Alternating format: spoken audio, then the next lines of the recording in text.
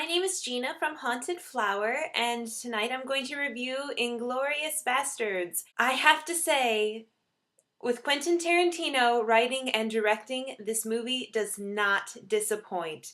He still knows how to tell a great story, and his biggest strengths are in the tension built up scenes of dialogue where you just have a couple of people talking for a really long time and you're waiting on the edge of your seat and you're not really sure if they're going to say something important or not. You're trying to figure out where they're going with it, and then bam, he hits you with something. This story takes place during World War II in Nazi-occupied France and follows the resistance movement.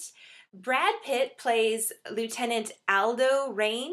He's the leader of the Inglourious Basterds, which is basically a tribe of merry men who are Jewish Americans who roam the French countryside, scalping Nazis for the good of the world.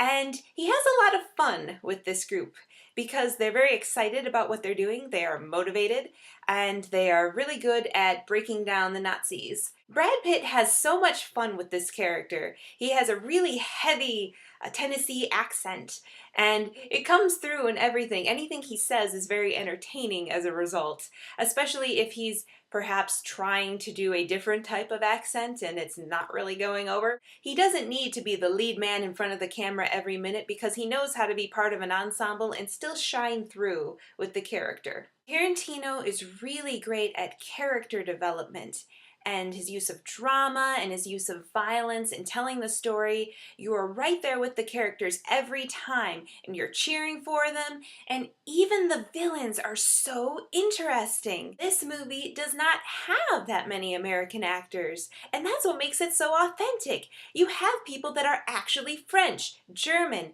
English in all your big roles, and that's so important because so much of this movie is in French or German.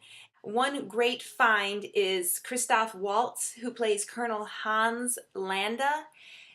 This Nazi is a detective, an SS officer, and he goes around searching out Jewish people and people's homes, and he is just so good at working someone and interrogating them without them even knowing it. He can just sit there and have a conversation with you, and he just pulls you in and pulls you in, and then bam, hits you with something. You're left unguarded. You can't handle it.